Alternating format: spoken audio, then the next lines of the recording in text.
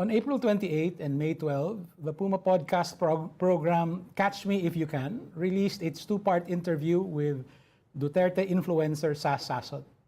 The feedback, including and especially from journalists who covered the Duterte years, was immediate and indignant, anguished, and angry. How can a disinformation researcher like Jonathan Corpus Ong offer a platform for a disinformation peddler like Sasot?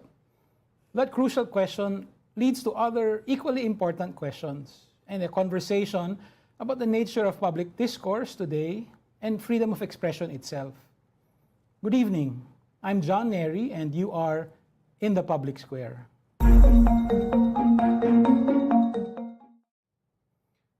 The interview with Sasot by Jonathan Ong and Kat Ventura is part of a series of experiments they are conducting to bridge different public spheres. But the controversy that erupted in its wake shared two common concerns. Here is my attempt at a fair summary of the feedback. On one hand, whatever the original intent, the podcast served to legitimize Sasot and her extreme views. Indeed, she used the interview as an opportunity to repeatedly define herself as a Duterte moderate. On the other hand, the podcasts failed to push back against Sasot's self-framing strongly enough. Or to use the language of the day, there was some pushback, but not enough calling out. But what I am particularly interested in after the controversy is the set of related questions involving standards. Should an extremist be platformed? If not, doesn't that thicken the walls of our respective silos? What is the responsibility of an interviewer to push back or to call out? Was the interview journalism or scholarship? And is there a difference in approach? Finally, will tolerance of extremist views lead, as Karl Popper argued, to the disappearance of tolerance? We are joined tonight by a truly first-rate panel.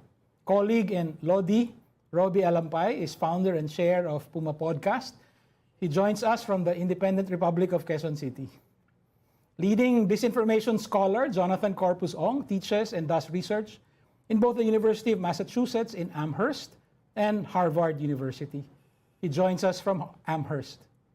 The indispensable journalist Inday Espina-Varona, Rappler head of regions, is doing fieldwork in Bacolod City, but made time to be with us today. And Gemma Mendoza, Rappler head of digital services, is our lead researcher on disinformation, from whom we take our bearings. She joins me here in the studio. Good evening, Roby, Jonathan, Inday, and Gemma. Thank you for joining us in the Public Square. Thank you, John, for having us. Thank you. I would like to spend the first part, maybe the first 12 minutes or so, talking about the interview itself. And then let's use the rest of the time, about half an hour, to talk about the different issues that emerged out of the controversy. Let me start with Jonathan. Jonathan, in introduction to the first part of your interview, you and co-host Kat Ventura joked that your guest is so controversial, you might get canceled after the show.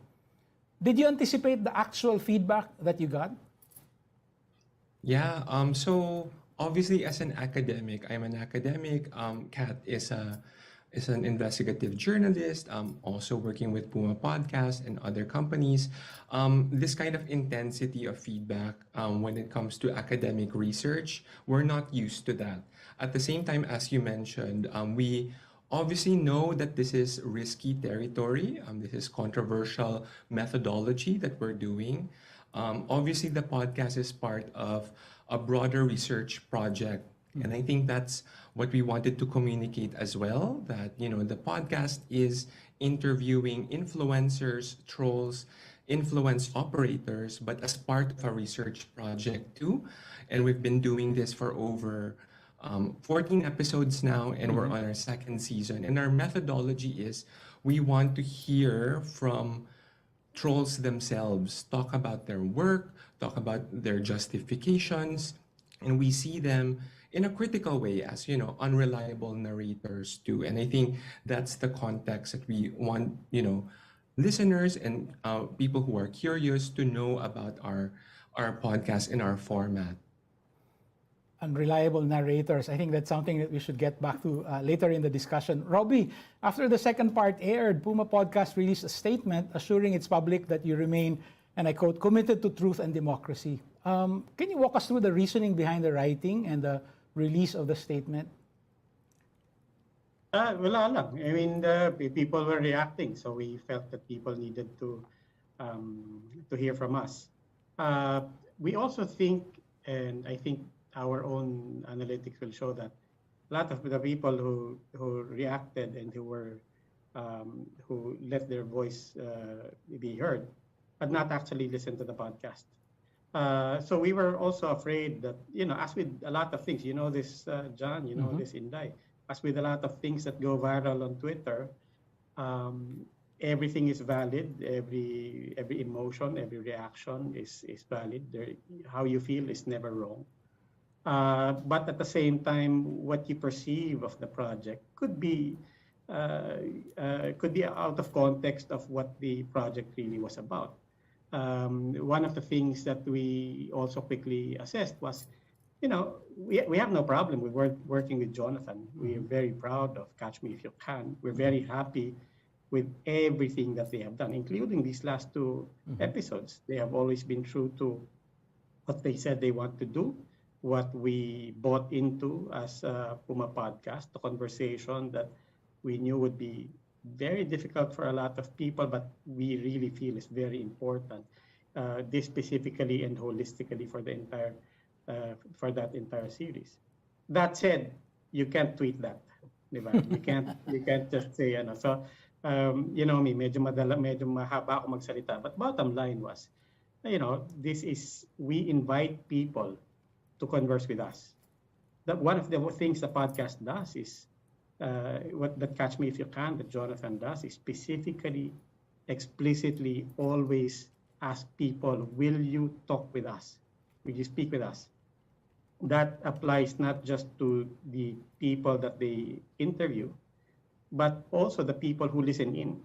It's an open invitation. So when people respond to that invitation, then of course we have to say something, especially when, as we saw, people had a lot of questions, especially people who had never listened to a single. It's sort of like, one of our executives says, it's sort of like jumping into Game of Thrones in the last two episodes, diba?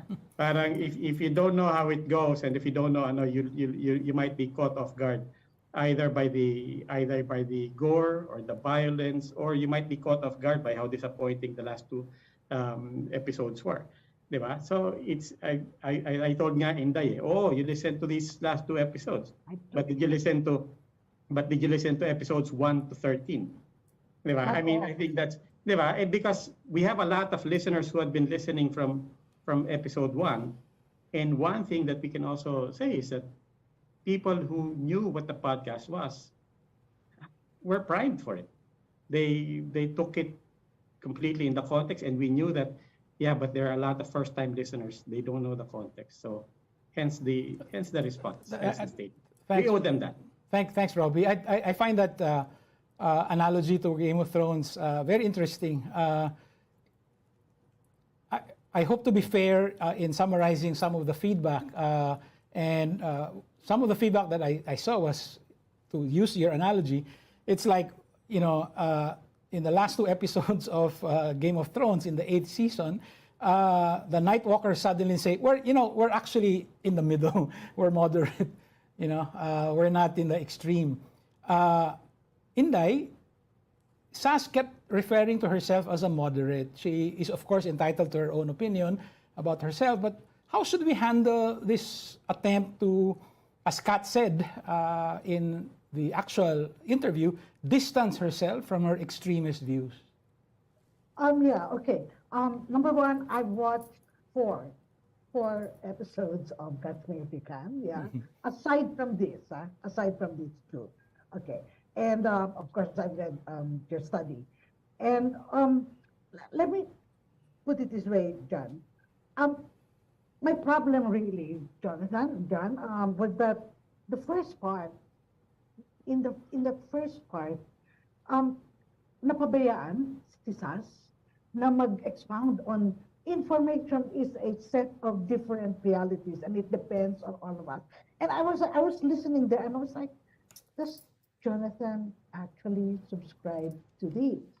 Because I mean, I know that he said that, we're not here to debate, but even academicians, I think, do have a responsibility to wait a minute, it's not all that. Because then, probably right now, yung banat ng mga taong hindi nakapanood ng isa man lang episode niyan, actually falls into the Sasot explanation of kaya ka tayo nagkakaganito, it's simply because, we have different interpretations of reality. And for Sas, from the first few minutes up to the end, she was repeating and repeating again that this is par for the course. This is how we are as a people. She wouldn't even, I think, agree to Jonathan na merong espasyo. We have space to rebuild the conversation because she kept on repeating, no, we've always been this way, as if like, let's live with this. And that was really, I think, very problematic. And also served to rationalize her moderate position. It was very unfortunate lang that when I appreciated when Jonathan raised yung sinabi mo si Lenny pinputa ng kano. I'm sorry. That's exactly the quote. And I think and then you went to the Chinese and you went to this is how people have been attacked, and then she went to, I'm a transgender and I grew up in this situation where everybody is exaggerated and hyperbolic and all that. But you could have, gotten back even on a personal level, not as an academic. Sas, kung ikaw nasaktan ng ganito, wouldn't you think doing this to women is just as awful? I mean, without having to debate with her, kasi ginawa niya rin tulala din yan eh. She justified yung sex, yung false sex, and she called na hindi ito drug war, kundi ang drug war sinimula ng mga drug lords. At si Laila de Lima, sinama niya dyan, repeatedly. So yun lang. You could have, I think, pushed more even without being obnoxious. I'm going to ask, I'm going to give time for Jonathan to answer that, but I want to bring in Gemma into the conversation. Gem, SAS was the source of a lot of disinformation about us journalists, especially those from Rappler. So this is particularly rankling for her victims. I don't know, is it absurd to think that she should make a clean break first with that past before being so-called mainstreamed or legitimized? So, I would, I'd start with something. Kasi kanina, John, you were talking about the conversation about the platforming. I don't even think this is that conversation. This is not even what we're talking about here. Okay. I was looking at, I listened to the two-part series. I admit I wasn't able to listen to the other episodes, but definitely I listened. I tried to distance myself and listen to the two episodes that are concerned. And for me, what was discomforting was really it's not about the there was SAS really dialed up on hate. That's a fact. There are a lot of screenshots. We have a lot of screenshots, and we've collected quite a lot of data on everything she has done. So we're not talking here of some random incident. We're talking here of volume of posts that she's actually she doubled down on calling out not just journalists but other people. And then within those conversations, there were people commenting. So she had an impact on the audiences here. So in effect, in a number of those occasions, for instance, references to Lenny, references to Laila, and Rapplers, and a lot of other journalists. Those every post she had tended to attract anger and hate against those. And they were very specific. What was discomforting to me really was the lack of specifics in that first episode. In fact, I took notes. I was listening to it. I was hearing Sas talk about perceptions of reality, and hearing the two interviewers also discussing that. But ang question ko dun is really this: when we are journalists, we deal with facts, right? And when I was looking at it, everything was abstract. And at the level of abstraction, it's easy to shy away, to get around a lot of things. Kasi everything is abstract. But the moment you start going into specifics, like, okay, this was said, and tama ba ito? Right? That's when you start holding people accountable. And that was the thing that I found very lacking in the two-part series, I think. I'm going to give Jonathan a chance to answer this, especially to the point raised by Inday. But I do also want to say that there were, in fact, times when Jonathan or Kat would push back, let's say, on the BuzzFeed article, Davy Alba, and so on. And then her answer would be like, skate over. Or as Inday used yung puta ng mga Amerikano, and her answer was, ganyan talaga ang Pinoy, alaskador. This generalized cultural norm was her answer to that kind of sexist hate speech. Jonathan, would you accept the distinction? Please think of this as an opportunity for you to answer both Inday and Sure. Gemma. No? Would you accept the distinction I made earlier using today's lingua franca, that there's a difference between pushback, hindi tama yan, or hindi ako sang-ayon, which you did a lot of, and call out, like, sinungaling ka, or whatever, no? And do you consider that part of your responsibility as an academic or as a podcast host to push back or to call out? Absolutely. I think, very fair questions and observations, very specific comments about where we could have asked tougher questions and, reverted back with SAS, made it more of a back and forth rather than giving it an open, giving her an open floor to ramble on. I do note, yung first episode, I agree with you, Inday, that parang feeling ko may kapaan among both camps.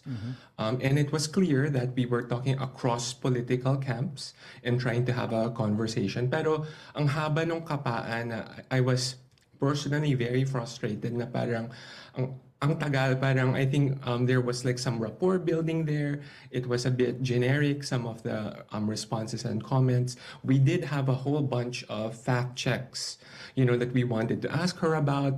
We were thinking, when should we be asking them, is now the time, or should we kind of like let it kind of, flow first and see and build trust? I think those are very valid and very fair comments. I hear and work with journalists. I think the podcast itself is used for professional training courses for journalists, and it's part of university syllabus in journalism and communication. And so, parang on one hand, we are hoping that listeners, over 13, 14 episodes, we have empowered them with a criticality.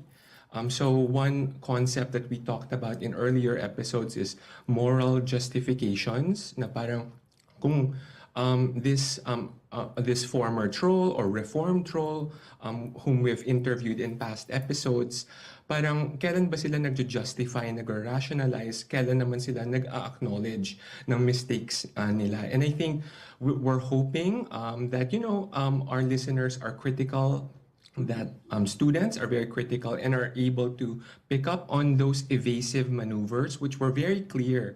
Like the BuzzFeed article, I was asking her, diba?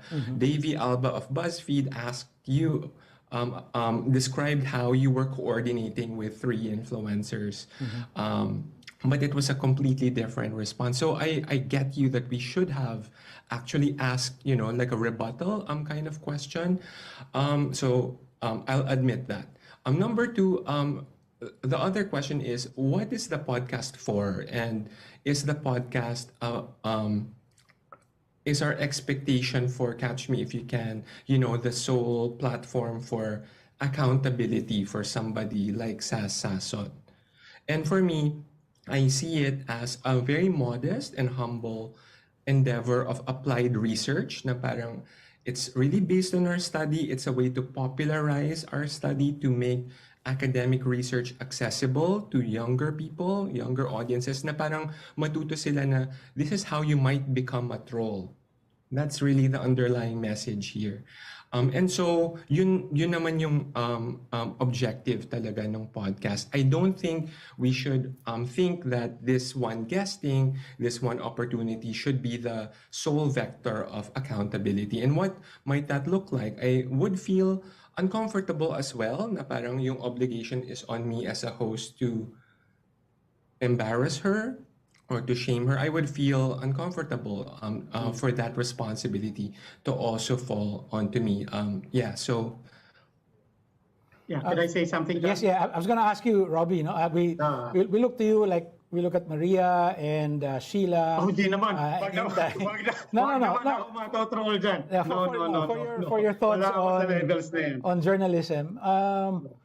Is Catch Me If You Can, despite its academic provenance, in fact journalism? Or is it academic research? Or is it hybrid? And what do, what would the nature of the podcast mean for us? Yeah, This there's a discussion. reason why. There are a number of reasons why I am not the host of Catch Me If You Can. Diba? One, it's because, number one reason, of course, is because Jonathan is the global expert on disinformation. Nobody will dispute that. Not here in the Philippines, not in Harvard University, not at the University of Amherst, not in London, not in Europe, not in Southeast Asia. We just came from a disinformation conference in Chiang Mai because obviously disinformation is a concern as well for Burmese, for Thais, for Indonesians, for every country that goes through elections and has political upheaval and issues. And Jonathan was the handpicked a keynote speaker for that. Everybody wanted to hear from Jonathan. So that's the number one reason why he's the host. The counterfactual to that is it cannot be me, because if I had gone chief's mode on this, first of all, I would never have gotten SAS to interview. That's the first thing. Second thing, to the point of Jonathan, I don't know what kind of a rapport I would have been able to build, even in an open-ended podcast. Iba yung pressure sa akin as a journalist kay Jonathan as an academic. That's very clear to me. Even in the choice of language, people made issues about, why even call her an influencer. And I can understand when we as journalists say, no, let's call her out for what she is. She's a troll. Diba? And I mean, I want to split hairs here because the reality is Jonathan does refer to her in other contexts as the top troll and so on. But in the middle of this academic exercise, and I think ultimately it is still more academic than journalistic, you cannot expect a researcher to refer to his guest as a troll. Diba? He has to develop his own neutral nomenclature there, so that the context of the discussion is enough. So then I also feel that no, hindi ito labasan ng resibo. That was not the format. I mean, if you listen to episode 1, we spoke with keyboard warriors, diba? And I hope, John, you bring this to the level of Jonathan's research. Really a missed opportunity if we're just going to talk about our editorial decision here. But we have to talk about the disinformation research that Jonathan has been doing. But we talked to keyboard warriors, young kids out of college whose first job is to become a keyboard warrior. We talked to other troll influencers, and at that point, season 1, anonymous pa. We cannot tell you who those were, but I can tell you this much. If you knew some of the names that we had spoken to as early as season 1, it was not an issue for people hearing these same points in this exact same formats. It was the name of SAS, I would argue, that triggered this. And for valid reasons, I'm not denying that that should be enough. But ang point ko is we were talking to other very, really powerful trolls, even in one. And then we spoke to, at the highest level, the agencies. We spoke to people who got the money, who were organizing the influencers, helping them organize the trolls. At that level, who will I judge? I will judge, ang sa akin, ang tendency ko, ang i-judge ko yung may hawak ng pera. Yung humawak na ano. But even there, my point is, even there, Jonathan had to speak to that person and keep that person talking without, hindi siya binabara. Ba't ganyan? Nanalo tuloy si ganito. Ganyan. He cannot do that mode. Yeah, Roby. Diba? Sa akin, I've always been comfortable with the format. I don't think there's anything, all due respect to Jonathan, he's such a nice guy. I really do not think he has anything to apologize for because there was pushback. You yourself said that Kat said, acknowledge that, you yourself said, John, that Kat framed everything that Sas said as distancing herself from her extremist views. I don't know why people say that they were not primed to listen to this when my first concern when I listened to the episode was, ang haba ng pasakalye. It was like 6.5 to 7 minutes. 7-minute introduction. Priming people that this is going to be very hard. It was tough for us. You're going to get triggered. You're going to get hurt. And then in the middle of it, I remember there was this stretch where Kat, I thought, in her, narinig yung boss ni Kat, diba? She's a small girl Roby. with a small voice. And she says, imploringly to Sas, point blank, no? I don't know what kind of tone people are looking for, but this is what Kat said. I hear what you're saying, pero ba't kailangan mamersonal? Diba? What will it take for us to take discourse to a level of talking about issues and not ad hominem? That was the question. Yeah. And So, Roby, let me cut sorry, you. last point na lang. If SAS does not respond in the way that you want, diba? And therefore does not, and at the same time is not unchecked na, hindi, dapat ang sagot mo ganito, dapat i-acknowledge mo ganito.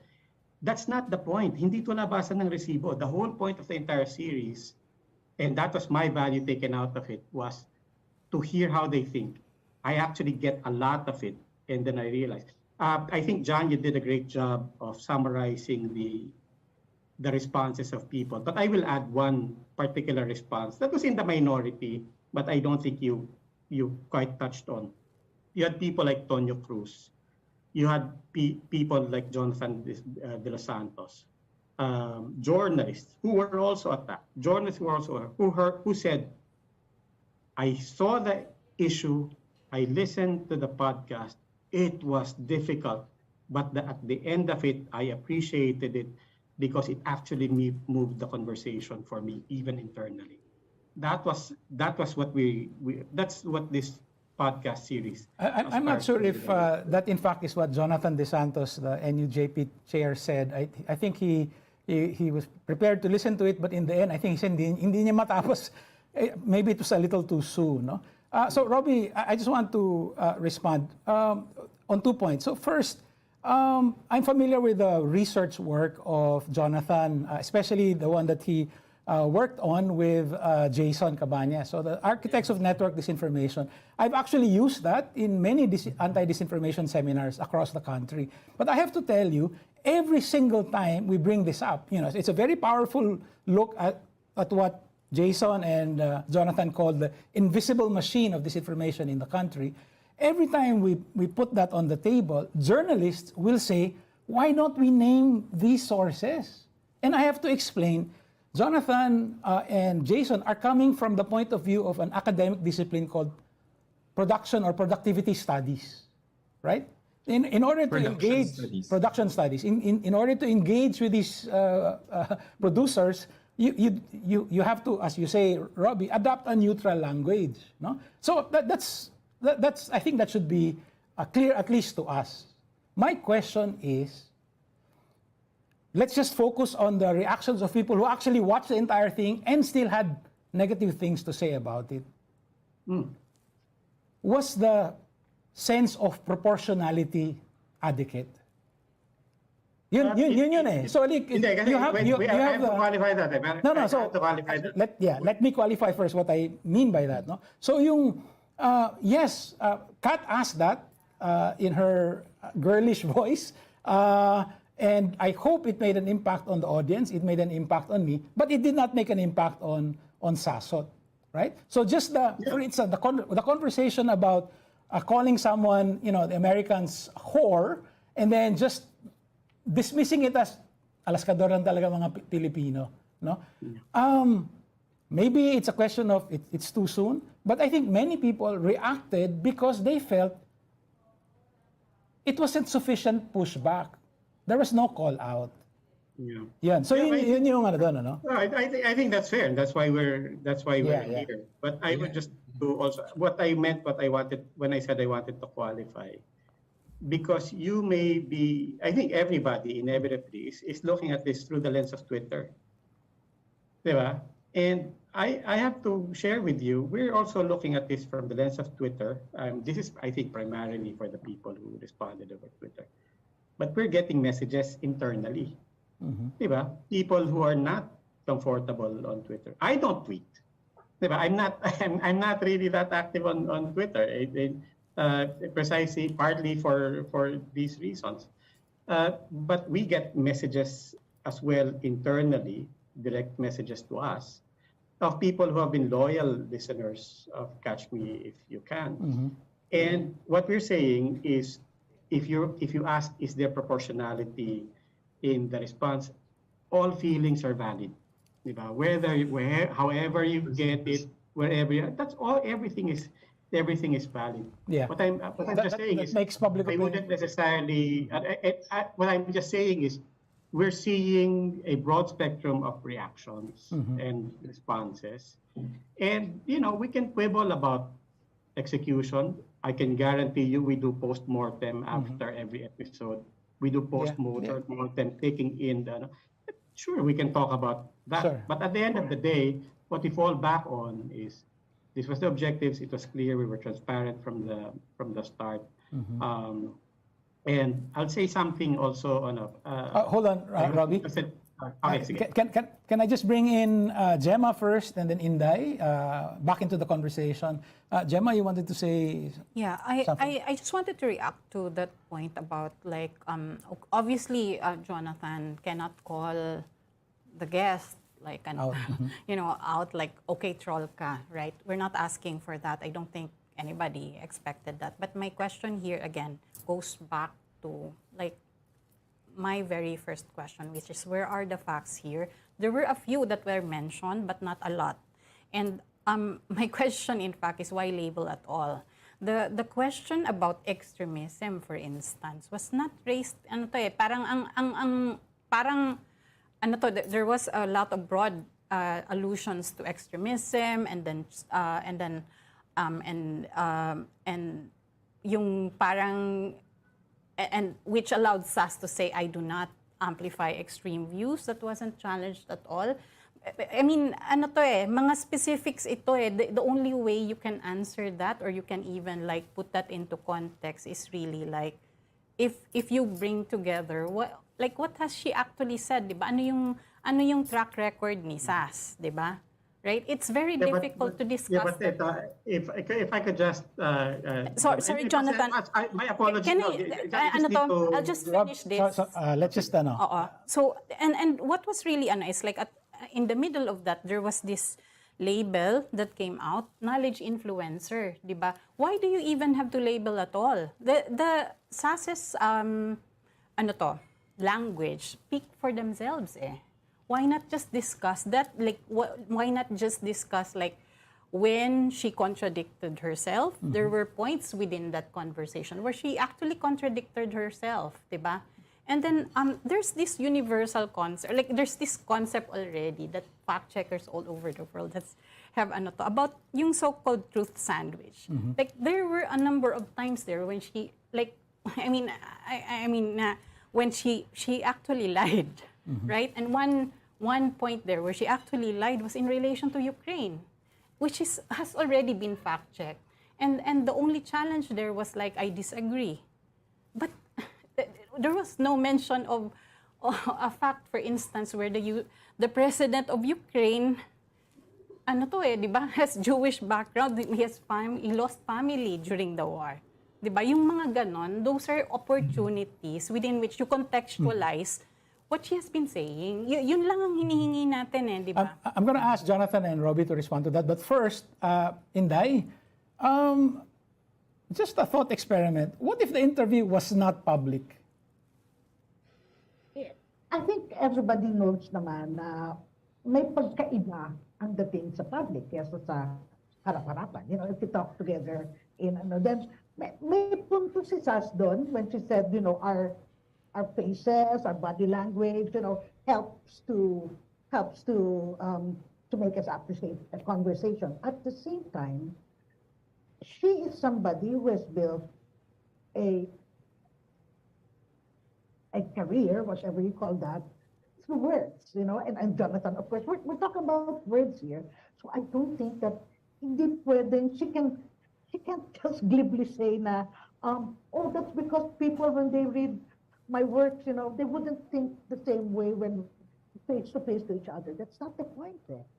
The point is those words are seen by a lot of people, and you should, stand or fall on those words. And nakita ko yun, actually, I'll just say this very briefly. It was actually the long pasakali that excited Roby. I'm not, I was excited. Okay, what is going to be like, And medyo na-deflate ako, not just because I think the important question should have been asked, but also because naiintindihan ko, I understand when Jonathan, and I fully appreciate that he can't go in like you, Roby, or John, or me, when I'm doing those interviews. And yet, again, even if you look at it, podcast, of course, is a slower space where we try to be more comfortable with each other. I think even in that smaller, gentler space, we could have done something to call out the things that should have been called out there. Yeah, Jonathan, I just wanted to amplify on my point about what if it weren't public? No, because journalists all the time, we have all these out of the record interviews, and sometimes we don't say anything. We just let the source unburden himself or herself. It allows us a peek into their mind, right? I want to bring in the publicness, the public character of your podcast. And I would like to submit, this is a little ironic because this goes back to Daniel Bursin's idea of pseudo events, and I'm the host of an interview show like you are, and for him interviews were pseudo events, no? But I think we've moved on from 50, 60 years ago, 70 years ago. So I just want to ask, making it public, asking those questions, but with the public looking on, doesn't that change the expectation? Shouldn't that change our personal expectations of how we conduct ourselves in that interview? Jonathan, and then For Roby? sure.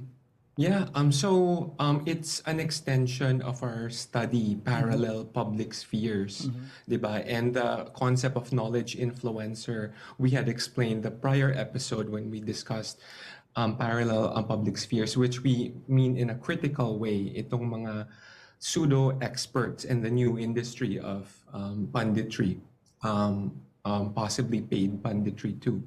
So, yung diagnosis namin Sorry, can you doon- explain that? What do you mean by pseudo-experts, paid pundits? What are we talking about here? So knowledge influencers is this new genre of influencers, vloggers, commentators on Twitter, on YouTube, that rather than so their style is to provide expert commentary. They're able to go over journalistic articles, academic research, rebut them, bring in their own analysis. Parang pa-smart sila. So yun yung tawag namin sa knowledge influencers, and we were saying in the last elections, hindi na lang mga meme accounts, yung mga fake news peddlers, but actually may mga PhD na sila. They're also in positions of authority.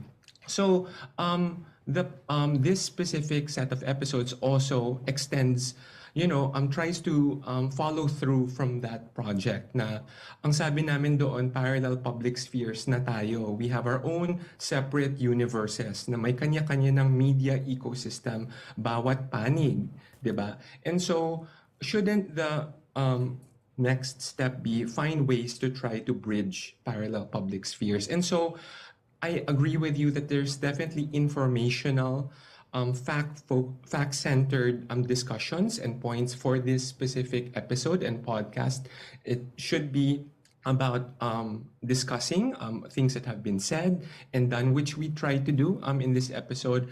I think one other rebuttal and repartee, that we had there was parang trying to ask Sas how dangerous her style of influencer practice is compared to the others, right? And Yeah. she had her own, again, justification around it. So on top of that kind of focus on facts, there's also a ritual element to this. What might that conversation sound like? Kung, di ba, na hindi tayo try to convert the other side, but just to have an open conversation. And that's what some of the feedback that we also got from people who have listened to the show, that they were less focused on just, about Sass and what she said, but it was about the style of the conversation. It's like, it's actually possible for people to have a conversation still at this day and age. So that was a takeaway that we had. Also from our civil society, human rights workers and practitioners, I also heard some of them say that, understanding the psychology of a trans woman like Sasot, how she justifies her support for Duterte based on very specific hyper-local experience of LGBTQ in Davao, as well as itong foreign policy pivot to China, and how that was such a strong, unshakable core in terms of her support. So that provides a window into her psychology, and not just for her, but for other people like her. And I think that is a way, a data point for people to create new counter narratives. Paano ba natin matatarget itong mga taong ito na may feeling of victimhood, may feeling of, okay, we need a protector, within this sense of victimhood and vulnerability based on their identity position, which she had played up quite a lot in that show. So I think that's important to think about too. And so, yeah. Yeah, thanks. Robbie, is the... Can I just say something? No, hold on. If I could just focus it on this particular question. We're running long, so I want to make sure I get some of the other questions in also. So you can also answer the other issues that have been raised. But I want to ask this particular question. Is the enterprise to bridge parallel public spheres possible without shared facts? I don't know. Parang kaya ako nga kinuha si Jonathan eh. I wouldn't presume to answer that. Diba? Parang especially not on the spot. I haven't. It's a great question. I don't know. There's a part of me off the top of my head would like to think, kids converse and make peace when they make without knowing any facts.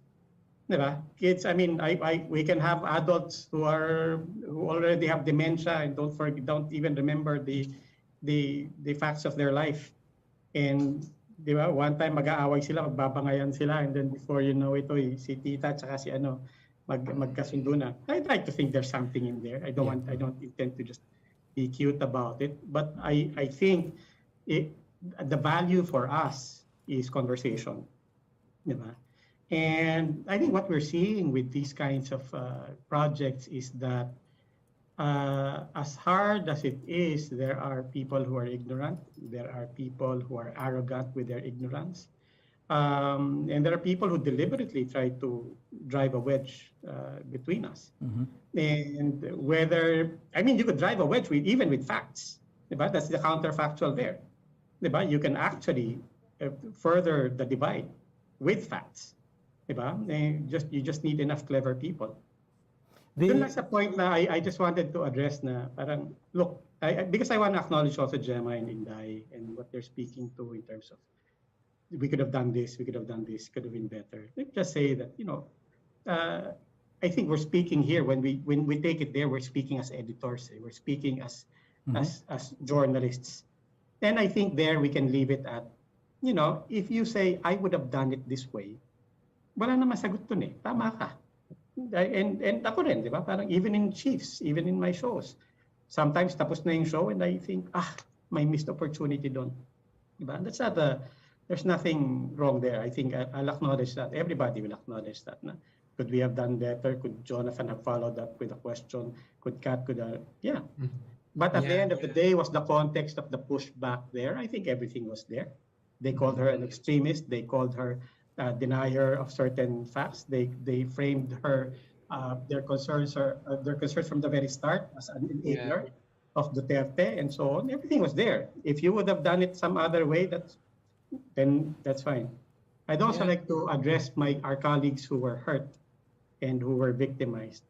And I don't mean to be in acknowledging that. Don't mean to sound blasé about it or so on. But it is unfortunate that a lot of us got hurt. But fortunately, this is what I fall back on. This entire project is not about us. Yeah.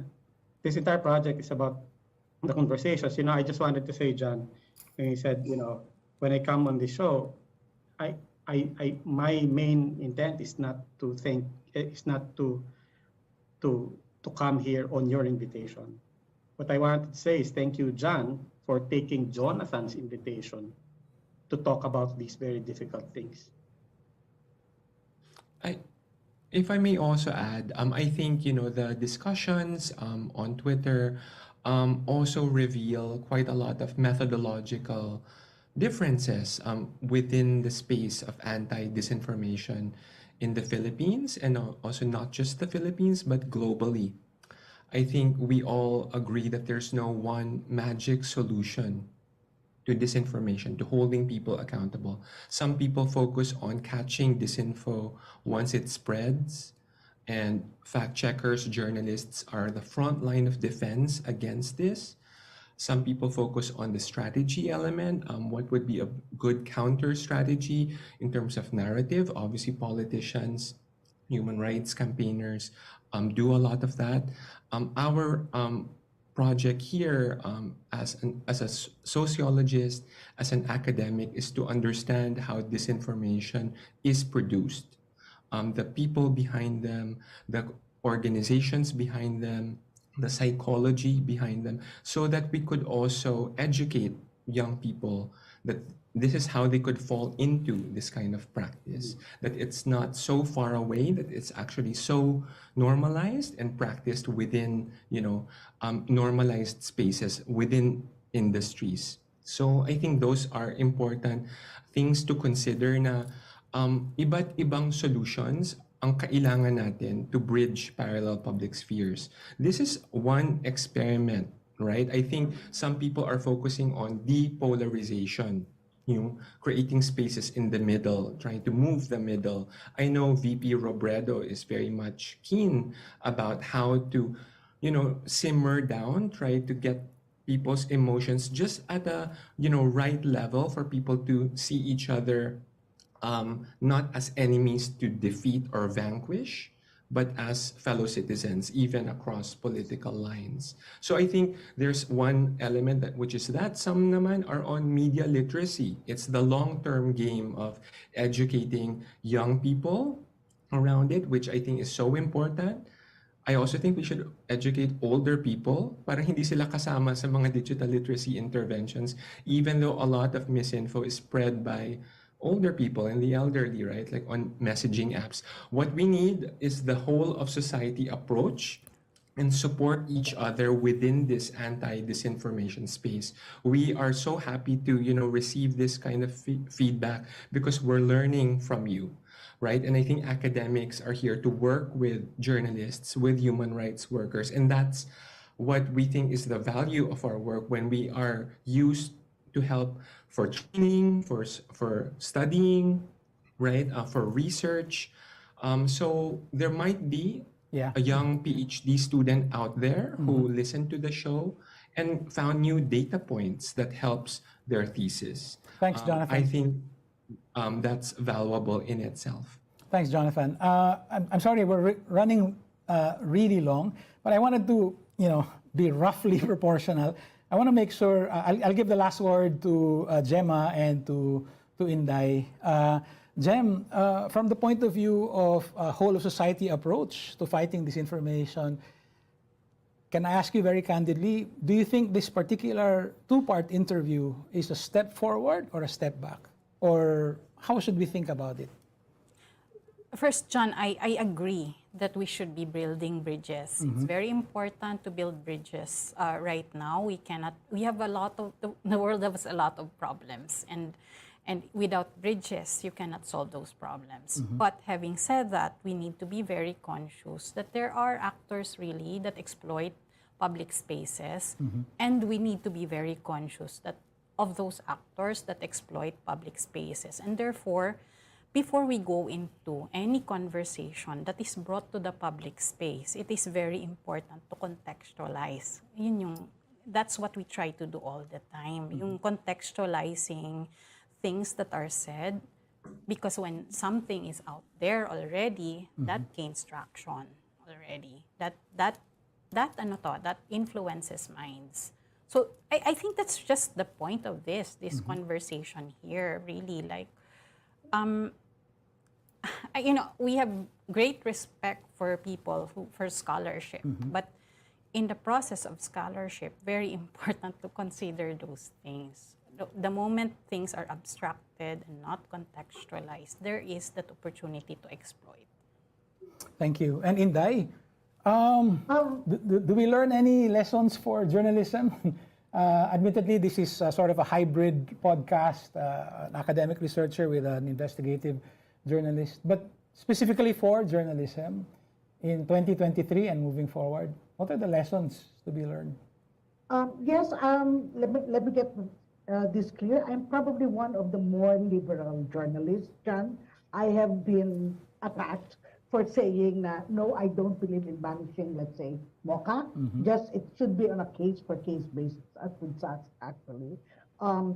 Do I think that they should not be given space to discuss? No. I mean, truly, no. I think I am 100% in agreement that there needs to be a space where you can discuss. And I think probably people like Jonathan, and actually people like Pat, who are more, in a more gentle way, nakakapag-usap, kung parang in a non-confrontational way, hindi yung interview, pwede, yes. But I still think that even in that non-confrontational method, kailangan rin, may hangganan rin yung pagbibigay natin, no? O may hangganan ang pag-build ng rapport, not at the expense of very, very important things. Because as Jonathan said, some of those lies that have been thrown in the past actually hurt people. So yun lang ang ano ko doon. Siguro for the journalists also, I think we probably need more spaces as journalists to siguro meet the method of Jonathan halfway. I do think that there's space for that. Thank you. This has been a very meaty conversation, but we've only, in a way, scratched the surface. We can go on, but our time is not unlimited. I would like to thank Roby Alampay, Jonathan Corpus Ong, Inday Espina-Varona, and Gemma Mendoza for sharing their time, their insights, their expertise with us, and for joining us in the public square. Thank you. Thank you. Thank you for having us. Thank you.